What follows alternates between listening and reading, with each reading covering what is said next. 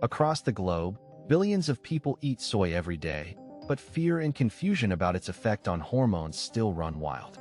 Some folks swear soy cured their hot flashes. Others worry a few tofu stir-fries will wreck testosterone or mess with the thyroid. Which is true. Here's the promise.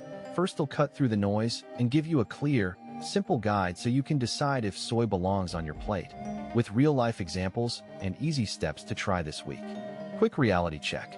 Soy contains plant compounds that act a little like estrogen, but they're much weaker than your body's hormones. That's why some women report fewer hot flashes when they eat soy regularly, while men who eat soy don't show the hormone crashes the rumors claim. But there are important differences between whole foods like edamame, tofu, and tempeh versus heavily processed soy products and protein isolates, and those differences matter for your health. Practical moves you can use right now. Favor whole or fermented soy, tofu, tempeh, edamame.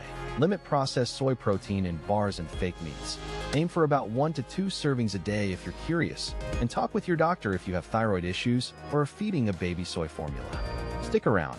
First, we'll show the science in plain English, share real success stories, and give 3 simple swaps you can try this week to see how your body responds. 1. Common myths and fears about soy and hormones. 2. How isoflavones actually work in a woman's body. 3. Proven benefits for menopause and heart health. 4. Real risks and who should be cautious. 5. Safe ways to include soy in daily diet. 6. Final verdict and simple recommendations. Many people worry that eating soy will throw hormones out of balance, cause breast cancer, or turn men and women into caricatures of the opposite sex. These fears come from the fact that soy contains plant compounds that resemble estrogen, but the headline is misleading.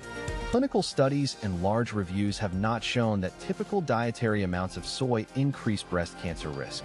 In fact, some research links regular soy food consumption with lower risk in Asian populations, and trials in breast cancer survivors generally do not show harm from normal dietary soy. The thyroid concern is rooted in lab data. In real life, soy foods don't cause hypothyroidism in people with adequate iodine intake, though they can interfere with absorption of synthetic thyroid hormone if taken at the same time as the medication. Understanding how isoflavones behave clears up much of the confusion. Isoflavones are weak phytoestrogens that can bind to estrogen receptors but act differently from the body's own estrogen. They tend to prefer a receptor subtype that produces milder effects in many tissues, so they can modestly mimic estrogen where levels are low and slightly block stronger estrogens where levels are high. Gut bacteria also play a role. Some people convert one soy isoflavone into a compound called equal, and those people often report stronger symptom relief. In short, isoflavones are modulators rather than full-blown hormones. They nudge systems gently instead of hijacking them. When it comes to real benefits, the evidence is concrete and practical. Randomized trials and meta-analyses show that soy isoflavones can reduce the frequency and severity of hot flashes for many women, though results vary by individual and by whether they produce equal. For heart health, replacing animal protein or saturated fat-rich foods with soy protein has been shown to lower LDL cholesterol modestly in many studies, which is a meaningful change for cardiovascular risk when part of an overall healthy diet.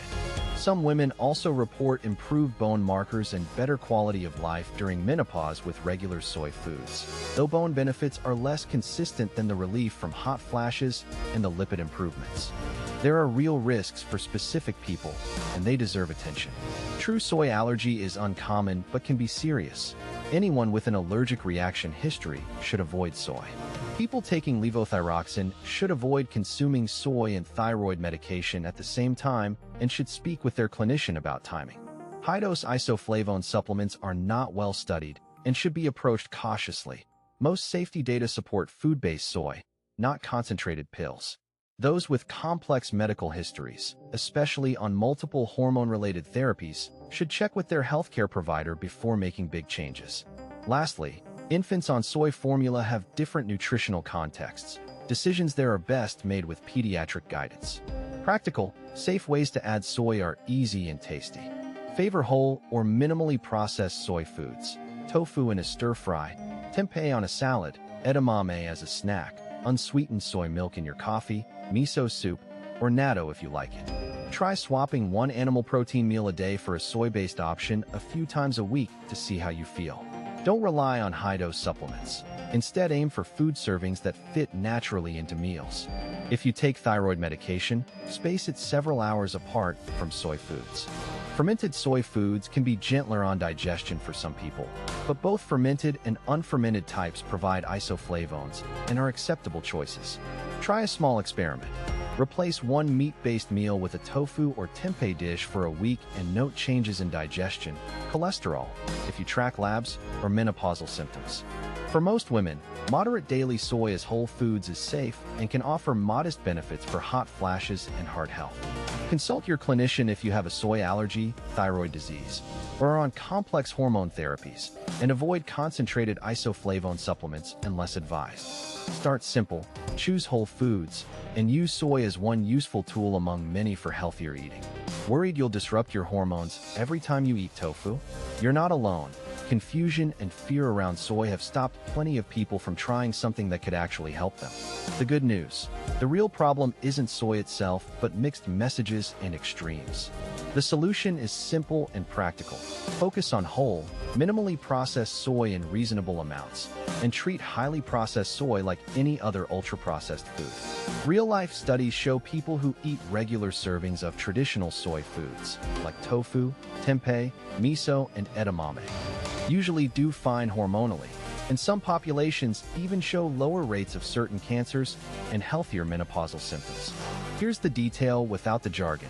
Soy contains plant compounds called isoflavones that can act like a very weak estrogen in the body. That doesn't mean it overwhelms your hormones. It's more like a gentle nudge. Large human studies don't support the idea that normal soy intake feminizes men or raises breast cancer risk. One caution: if you have thyroid disease or take thyroid medication, check with your doctor because extremely high soy consumption and low iodine can interact in some cases. Practical ways to add soy that won't derail your hormones. Swap half the meat in a stir-fry for tofu, snack on steamed edamame. Use tempeh in tacos, or stir miso into a soup. Aim for 1 to 2 servings a day of whole soy foods rather than pounds of isolated soy protein in processed meat substitutes. If you're unsure, talk to your clinician and mention any thyroid meds. In short, moderate, whole food soy is more likely to help than hurt for most people. If this topic hit a nerve for you, tell me in the comments. Have you tried soy, and what changed? Like and subscribe if you want more clear, science-backed food answers, and stay tuned. Next week, first we'll break down soy and thyroid health in depth and show 3 easy soy recipes you can try tonight.